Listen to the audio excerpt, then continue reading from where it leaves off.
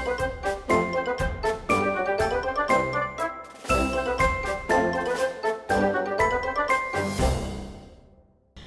Sobat Simfoni dan Peace People, kembali lagi bersama kita di Ngomel, Ngobrol Milenial. Kali ini bersama dengan aku, Janah dari Sahabat Simfoni, dan juga kita kedatangan Mas Muklis dari Peace Gen Solo. Halo. Pada sesi ngomel kali ini kita akan membahas nih mengenai nilai-nilai baik untuk mencegah kekerasan gitu. Mas Muklis, gimana kabarnya Mas? Alhamdulillah baik. Alhamdulillah. Jadi teman-teman, Mas Muklis ini adalah seorang mahasiswa dari Universitas Muhammadiyah Surakarta, jurusan Ilmu Tafsir ya Mas ya.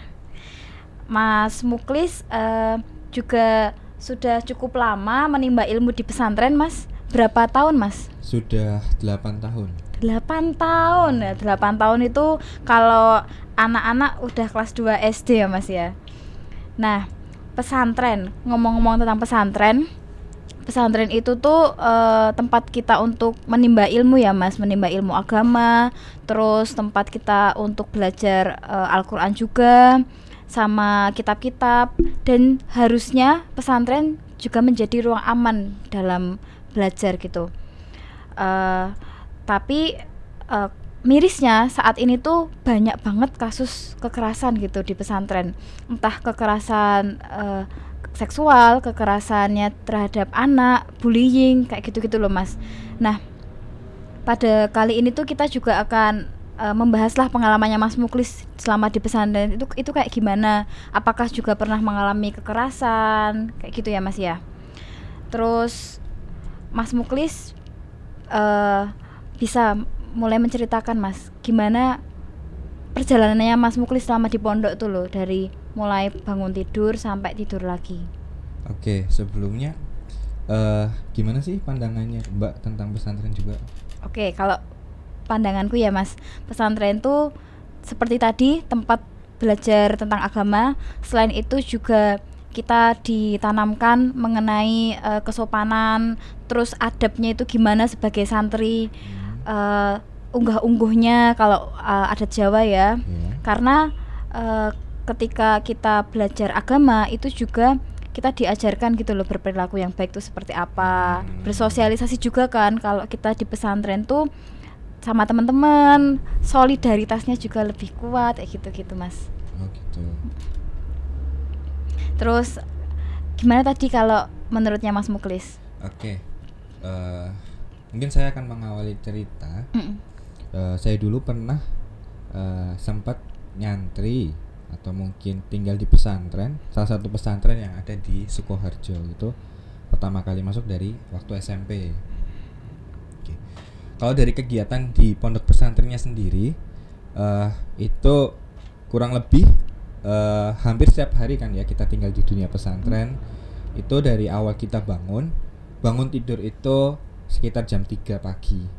Jam 3 pagi itu kita sudah harus bangun untuk melakukan yang namanya sholat tahajud atau sholat malam, di mana sholat malam itu dilakukan sembari menunggu waktu subuh datang. Nah, setelah waktu subuh, setelah kita melaksanakan sholat subuh, itu ada 15 menit sampai 30 menit untuk membaca Al-Quran, wajib bagi seluruh santri. Bareng-bareng tuh? Ya, ada di beberapa hari yang bareng-bareng, ada yang dia itu sendiri-sendiri. Nah, di dalamnya juga itu sebenarnya ada terbagi menjadi beberapa kelompok. Ada yang dia itu kelompok tahfidz. Nah, di kelompok tahfidz itu jadi habis sholat subuh dia itu sudah berkelompok sendiri membentuk kelompoknya. Ada juga yang santri biasa. Santri biasa ini tuh mereka yang baca Al-Quran bebas gitu. Yang penting selama 30 menit itu mereka membaca Al-Quran.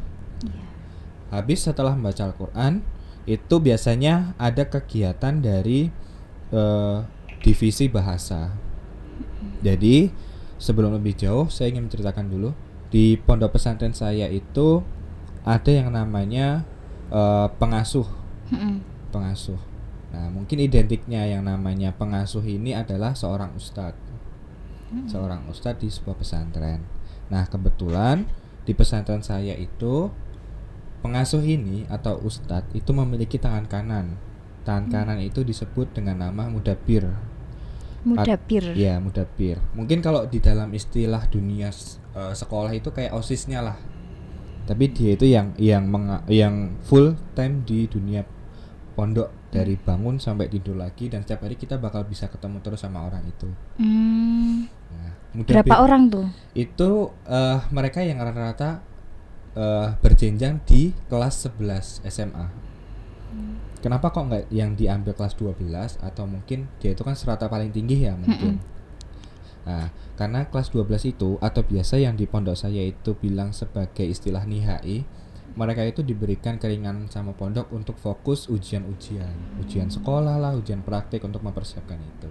Maka tangan kanan dari seorang ustadz itu adalah mudabir. Nah, di dalamnya itu ada banyak divisi-divisi. Mungkin ada beberapa divisi pokoknya yang kayak tadi, divisi ibadah, dimana dia itu selalu mengingatkan jam-jam sholat santri, terus perilaku-perilaku yang dimana itu identik dengan peribadatan santri. Ada juga divisi tarbiyah, dimana divisi tarbiyah ini tuh namanya divisi pendidikan karakternya santri. Jadi santri itu di pondok pesantren saya itu punya pendidikan karakter, pendidikan akhlak gitu. Ada juga divisi keamanan, yang mana dia itu mengatur ketertiban terus keamanan santri selama 24 jam. Yang paling serem ini ya? Ya, ini yang paling seram gitu, mungkin bisa dibilang. Orangnya sangar-sangar? Orangnya pun pasti sangar-sangar, tegas-tegas. Yang besarnya besar gitu? Ya, kadang sebenarnya nggak yang hanya badannya besar, cuma memang karena pondok saya itu terdiri dari beberapa daerah, biasanya itu mereka itu orang-orang yang garang-garang. Terus ada divisi bahasa juga untuk pengembangan bahasa santri. Bahasa Arab ya? Ya, ada bahasa Arab sama bahasa Inggris kalau di pondok saya. Nah, gitu. Karena memang peraturan di awal di pondok pesantren saya itu dilarang menggunakan bahasa daerah. Kita nggak boleh tuh pakai bahasa Jawa atau mungkin pakai bahasa Bugis, bahasa apa itu nggak boleh. Jadi kita identik di situ tuh bahasa Indonesia, bahasa Arab sama bahasa Inggris, 3 bahasa itu. Oke, lanjut ke yang tadi. Tadi kan saya sempat cerita itu setelah kita baca Al-Quran, di sana itu ada kegiatan yang namanya itu mufrodat. Mufrodat itu adalah kita nanti itu baris di lapangan gitu. Yeah. Di lapangan, terus nanti kita itu sambil bercakap-cakap bersama lawan kita. Biasanya berpasang-pasangan itu nanti kita bicara menggunakan bahasa Arab, bahasa Inggris selama itu, kayak pelatihan bahasa gitulah istilahnya. Jadi khusus jam berapa tuh? Itu setelah kita baca Al-Quran. Biasanya kita bacakan sampai jam 5 pagi nih biasanya. Terus nanti sampai 5:30 biasanya. Nah, nanti setelah 6, setelah habis itu bubar, terus nanti tinggal para santri ini tuh mensiapkan diri untuk masuk sekolah. Karena kita punya jam wajib sekolah itu dari jam 7 pagi sampai jam 1:30 siang. Gitu. Jadi pondok saya itu ada sekolah wajibnya, terus ada dunia program-program dunia pondoknya juga gitu. Jadi setelah 5:30, setelah kita selesai belajar mufrodat itu, kita mandi, ada yang makan, pokoknya persiapan untuk masuk sekolah. Nah, lanjut sekolah kan ya, sekolah seperti biasa dari jam 7 sampai 1:30. Nah, nanti habis 1:30 itu jam bebas santri juga. Maksudnya di situ dari jam 1:30 sampai jam 3 sore, atau persiapan sholat asar lah. Bisa tidur siang gitu. Bisa tidur siang, bisa makan siang, atau mungkin ada kegiatan apa. Nah, itu jam bebas biasanya.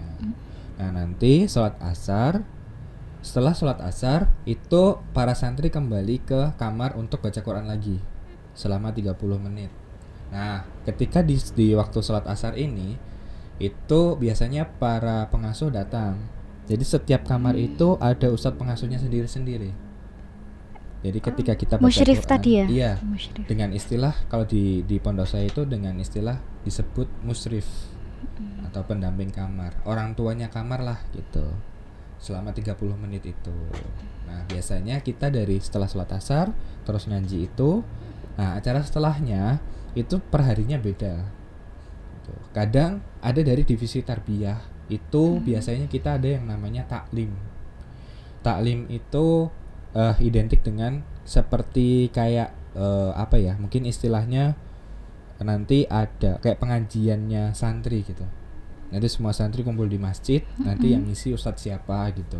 Nah, itu sampai jam 5 sore biasanya. Iya, Jadi iya. setelah kita baca Al-Qur'an itu sama pengasuh, terus sampai jam 5 sore kita ada namanya itu tadi taklim. Oke, habis itu apa Nah, lagi? setelah itu baru jam untuk mandi sore. Mandi Iya. sampai Itu sampai persiapan sholat maghrib lah maghrib. intinya. Pada maghrib? Nah, ba'da maghrib itu biasanya para santri ada yang dia itu baca Quran dulu selama 10 menit atau 15 menit. Ada juga yang dia itu langsung untuk ambil makan. Karena kan kita tahu di dunia pesantren itu kan biasanya kalau mau makan itu kan harus antri dulu ya. Iya. Nah, itu pun di pondok saya dulu harus antri dulu. Jadi mungkin ada yang dia itu baca Quran dulu baru habis itu makan. Yang penting sebenarnya habis maghrib sampai isya itu nggak ada kegiatan wajib, yaitu sebenarnya cuma buat makan sampai persiapan untuk sholat isya. Oke. Nah, nanti setelah sholat isya biasanya ada 15 menit itu pengumuman di mana nanti mungkin ada pengumuman kegiatan dari para ini mudabir atau mungkin ada ustadz gitu loh. Nah, pas di hari Senin sama Kamis itu habis sholat isya itu santri itu ada namanya pelatihan pidato. Di Semua mana- itu iya. SMP SMA. Iya, dari SMP sampai SMA itu ada yang namanya itu program pelatihan pidato. Jadi karena memang basic pondok saya itu Muhammadiyah, di mana dia itu wajib untuk bisa berdakwah setelah lulus dari pesantren Iya. itu gitu. Jadi ada yang namanya pelatihan pidato dari hari Senin sampai Kamis. Dari 2 hari itu, Senin sama Kamis itu. Senin. Itu digilir gitu ya? Iya. Urutan gitu. Nanti kita belajar dari ya mungkin kalau untuk santri baru yang nggak bisa ngomong itu pastilah ya namanya Pakai ngomong di teks depan gitu ya? kan pasti susah gitu. Iya, butuh pembiasaan. Terus kalau selain hari itu disebut juga dengan jam wajib belajar malam. Mulai Jadi, jam 9. mulai dari jam dari jam 8 sampai jam 10 malam. Karena santri itu baru boleh tidur itu pasca jam 10 malam. Oke. Karena pada jam 10 malam itu kita ada yang namanya apel malam. Itu di mana di situ ada pengecekan dari divisi keamanan untuk mengecek para santri nih. Para santri lengkap enggak, mungkin ada yang berkurang atau mungkin ada yang sakit di situ semua. Jadi jam 10 itu kita semua kumpul di lapangan. Biasanya itu dibariskan per kamarnya. Nah, per kamar baris nanti dicek sama divisi keamanan. Ada jumlahnya komplit enggak? Mungkin ada yang berkurang enggak. Nah, baru setelah apel malam itu kita bisa tidur lagi sampai nanti bangun lagi gitu ceritanya. Mantap banget. Berarti itu selama seharian itu emang benar-benar digembleng secara agama gitu ya, belajar agama gimana. Terus Iya. ada tadi divisinya tuh gembleng juga secara akhlaknya gimana gitu ya. Iya, benar. Mantap. Nah, kalau ngomongin pesantren juga saat ini kan banyak banget marak kasus kekerasan di media-media. Salah satunya bullying. Nah, Mas Muklis pernah nggak sih menjumpai atau mengalami gitu bullying pas di pesantren? Saya pribadi ya, Mm-mm. jujur saya pernah menjadi korban, saya pernah menjadi pelaku juga. Karena memang apa ya, kita kan setiap hari ketemu sama orang-orang yang sama terus kan ya. Iya. Di dunia pesantren selama 24 jam. Mungkin salah satu contoh kasusnya ketika saya jadi korban itu ketika awal-awal masuk ke dunia pesantren. Karena memang saya kan dulu nggak pernah memikirkan dunia pesantren itu gimana. Karena kan mungkin pikiran saya seperti orang-orang di luar kan, dunia pesantren itu baiklah, orang-orangnya nyaman. Oh, ternyata pertama kali saya dapat kasus bullying itu malah dari pesantren gitu. Dimana pertama kali di situ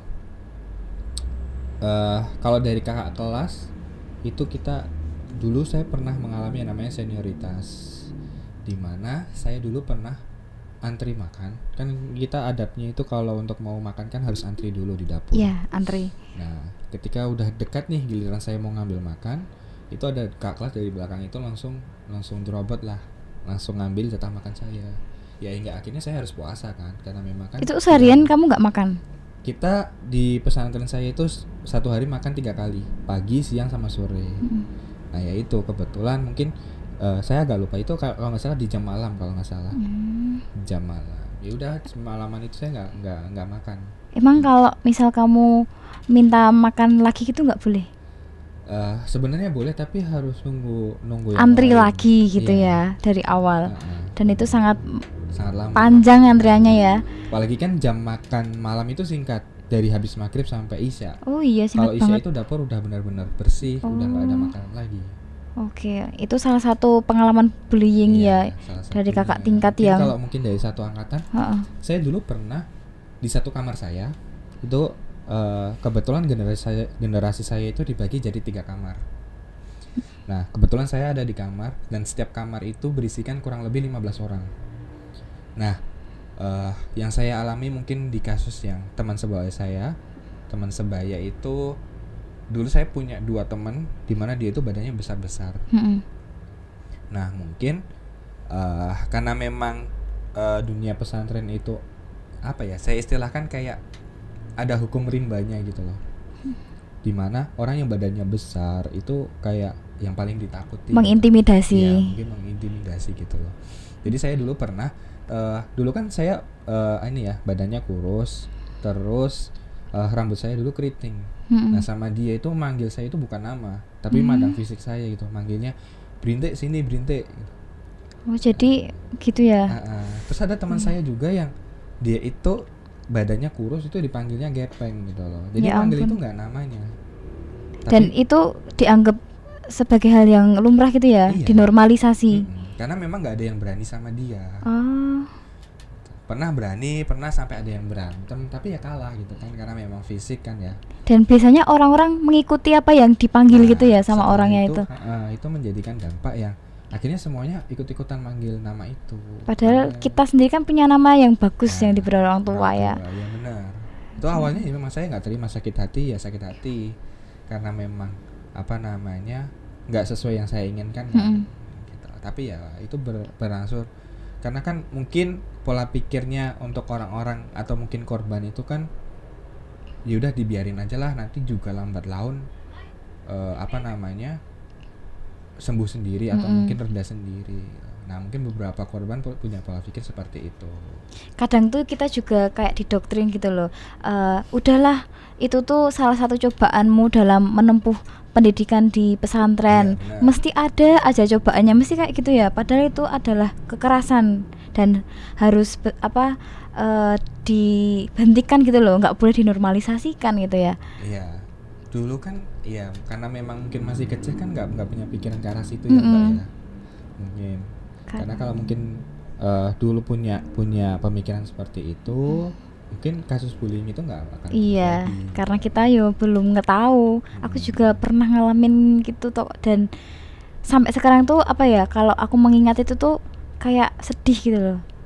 Kayak ya ampun, aku tidak mau mengingat memoriku yang itu, ingin menghapus lah, tapi nggak bisa karena hal-hal yang kayak gitu tuh malah yang tertancap kuat di memori gitu. Gitu. Malah mungkin kalau parah ada loh Mbak. Dulu di ini ya teman saya gitu satu angkatan yang ngasih yang sampai ada rasa trauma. Jadi kalau ketemu sama dia itu bawaannya takut dan menghindar. Sampai gitu ya.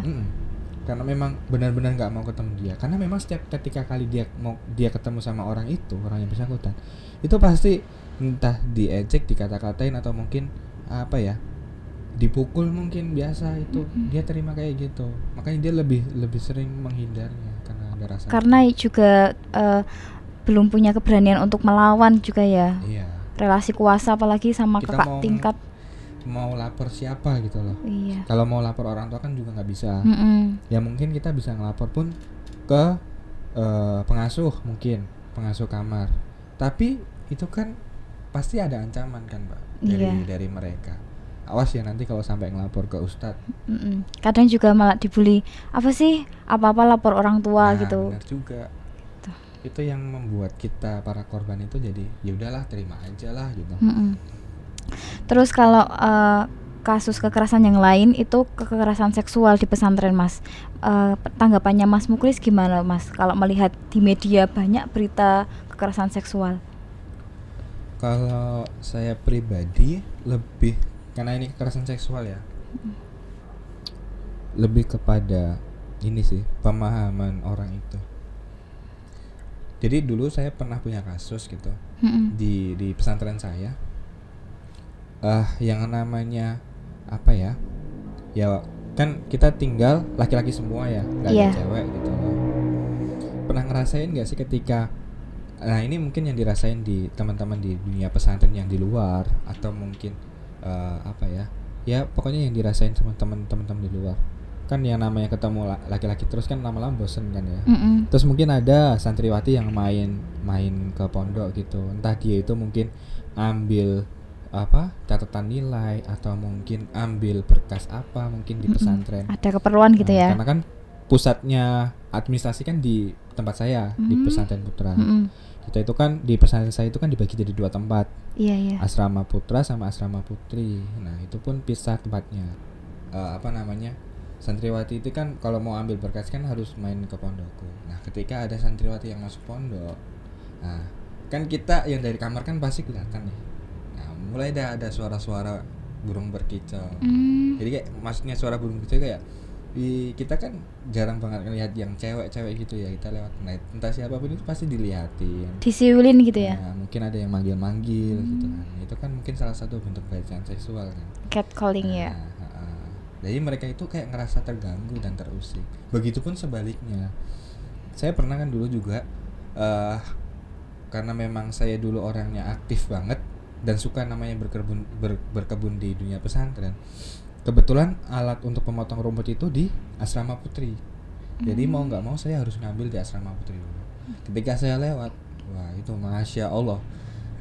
Kayak punya banyak. Setiap jantung itu kalau mau ngelangkah itu ini jadi nggak ya? Oh. Harus mikir ulang. Benar-benar nyiapin mental gitu. Iya. Ketika masuk itu ya banyak yang niatin, banyak yang manggil-manggilin. Manggil-manggil juga tuh. Iya.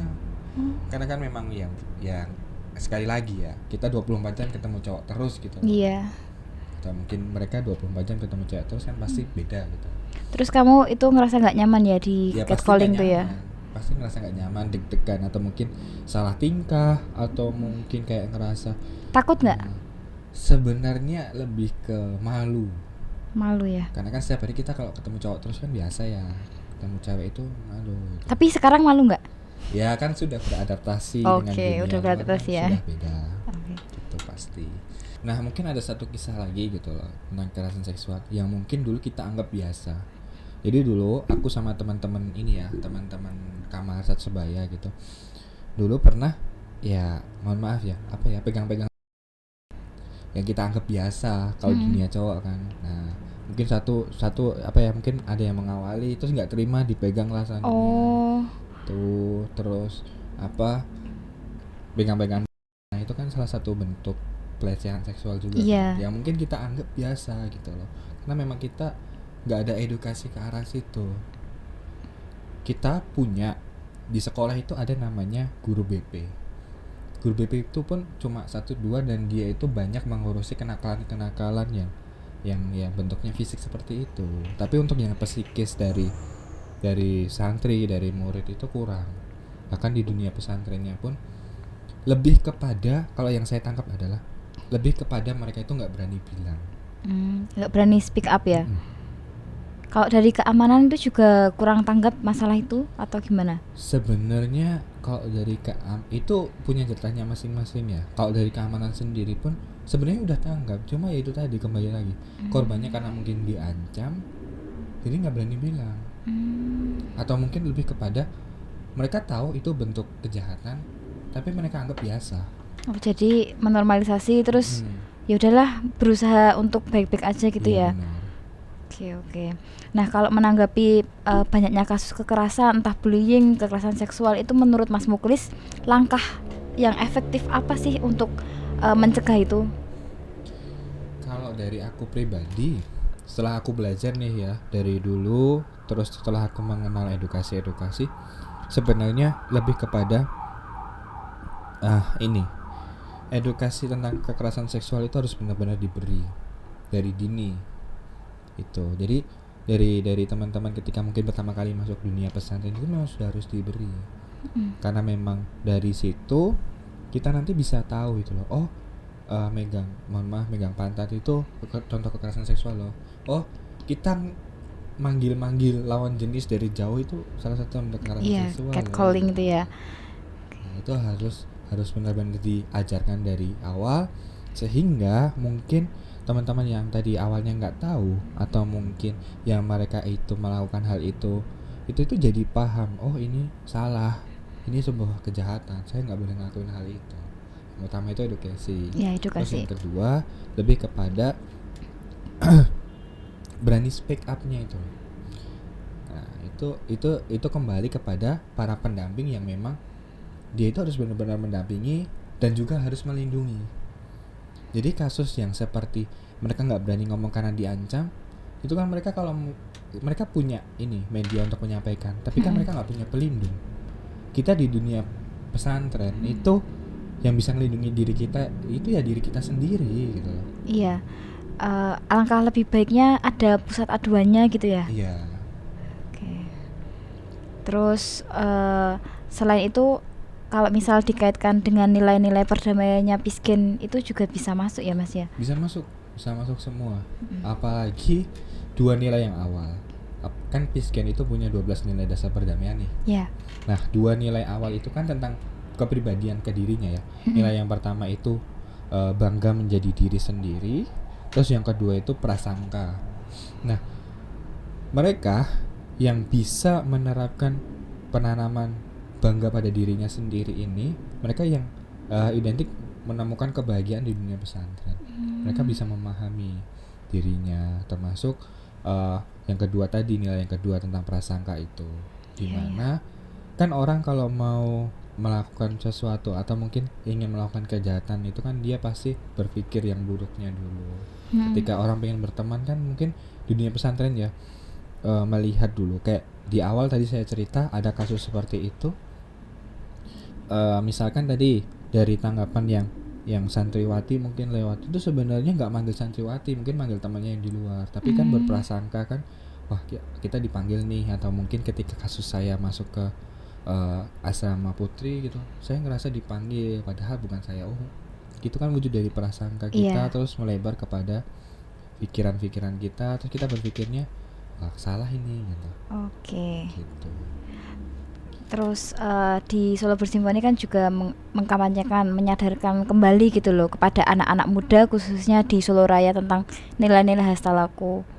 Nah, nilai-nilai hastalaku ini nilai-nilai yang seharusnya dimiliki anak-anak Jawa khususnya, tapi udah sering dilupakan gitu loh, kayak 3 Gilepat, Grab ya Semana, Gotong Royong, Guyub Rukun, terus Lembah Manah, Ewuh Pekewuh, Pangerten, Andap Asor, dan Tepo Sliro. Nah, itu tuh kalau misalkan dipraktekkan itu tuh nggak akan terjadi kekerasan kayak gitu tuh Mas. Berarti bisa relate ke dunia pesantren nggak kira-kira?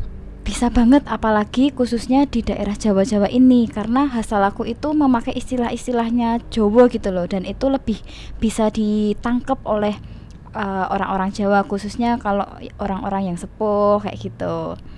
Nah, tadi kan Mbaknya sempat bicara tentang Jawa. Nah, saya kan juga pernah ingat bahwasanya di Indonesia itu kan ada perundang-undangan tuh nomor 35 tahun 2004 tentang perlindungan anak.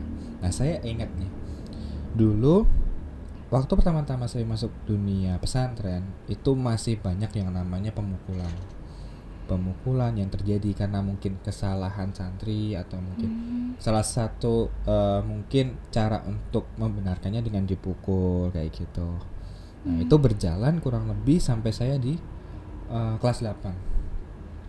Nah, mulailah dari situ ada yang mengangkat isu tentang perlindungan anak itu, undang-undang itu mulai diangkat, terus sama pihak pesantren mulailah ada perubahan di situ. yang mungkin awalnya kita identik untuk apa ya, ketika ada kesalahan pasti dipukul atau mungkin fisik. Dari situ mulai berubah Regulasinya gitu ya. Iya, mulai hukuman itu identik dengan pembelajaran. Kayak ibaratnya nih, saya membuat kesalahan, misalkan saya terlambat untuk sholat asar misalkan. Nah itu mungkin saya setelah itu dihukum, disuruh untuk baca Quran selama 2 jam, atau mungkin disuruh untuk menulis suatu tulisan apa gitu. Pokoknya yang dia itu lebih ke nggak fisik tapi membuat santri itu jerah. Nah dari situ kan membuat saya jadi ngerasa ya ini cocok juga nih untuk dilakukan di beberapa pesantren. Karena kan waktu masa lalu kan memang identik dunia pesantren seperti itu, gitu loh. Merubah persepsi juga. Termasuk kan ketika anak pulang dari pesantren, pasti kan dia cerita nih ke orang tuanya. Orang tua itu kan jadi ngerasa aman juga gitu loh. Karena memang pada masa lampau itu banyak orang tua itu yang melaporkan hal itu. Mas Muklis juga sering cerita sama orang tuanya gitu. Saya identik dulu itu orang yang pendiam dan apa-apa itu saya pendam sendiri sebenarnya. Jadi ketika orang tua bilang ketika pulang nih ya, di pesantren gimana Mas? Baik Bu gitu. Udah gitu doang. Ya mungkin walaupun nggak baik-baik aja gitu. Saya dulu karena memang saya identik orang yang mendem gitu. Apa-apa saya pendem gitu. Tapi sampai sekarang orang tua tahu nggak kalau Mas Muklis pernah menjadi korban kekerasan pas di pesantren? Kalau sekarang kayaknya nggak tahu ya. Karena memang saya nggak pernah bercerita kehidupan pesantren ke keluarga. Itu real yang saya alami. Mungkin lebih kepada kalau mungkin ada temennya orang tua atau mungkin yang ingin menyekolahkan anaknya ke pesantren, mungkin kalau tanya gimana sih gitu pesantren gitu, mungkin saya akan cerita gitu. Positifnya gitu. Yang negatif masih belum berani bercerita ya Mas ya. Oke. Terus Mas Muklis terakhir pesan untuk anak-anak muda tentang menghindari kekerasan gitu Mas, atau ketika menjumpai kekerasan apa yang harusnya dilakukan oleh anak muda? Oke. Ya mungkin pesan untuk para anak muda atau mungkin mereka yang bersekolah di dunia pesantren gitu. Yang pertama, ketika kalian nanti menjumpai kekerasan seksual gitu atau mungkin kasus kejahatan bullying, nah berani buat speak up gitu. Jangan cuma diem. Karena ketika kalian diem, itu artinya kalian itu secara nggak langsung membenarkan kejahatan itu. Itu yang pertama. Kedua, lebih lebih belajar lagi atau mungkin usul atau bilang kepada pihak sekolah atau mungkin pihak pesantren untuk diadakan yang namanya edukasi tentang kasus-kasus tersebut, agar kita semua tahu nanti baik untuk pelaku ataupun korban nanti bisa saling belajar, saling mengingatkan. Dan yang terakhir, berani untuk menolak dan bilang tidak pada kekerasan seksual ataupun kejahatan yang menimpa pada diri kita. Nah, mungkin itu dari saya. Terima kasih Mas Muklis atas kesediaan waktunya dan kesediaannya untuk menceritakan pengalaman memori yang buruk ya Mas, karena tidak mudah bagi penyintas untuk menceritakan ulang gitu. Iya, sama-sama Mbak. Harapan saya semoga apa yang mungkin menimpa saya itu nggak menimpa juga ke yang lain, kita bisa sambil saling belajar gitu. Oke, amin. Semoga teman-teman yang menyaksikan video ini juga dapat mengambil hikmah gitu ya dari kisah-kisahnya Mas Muklis. Oke, teman-teman, sampai jumpa di Ngomel edisi berikutnya. Menjaga toleransi untuk negeri. Salam, peace.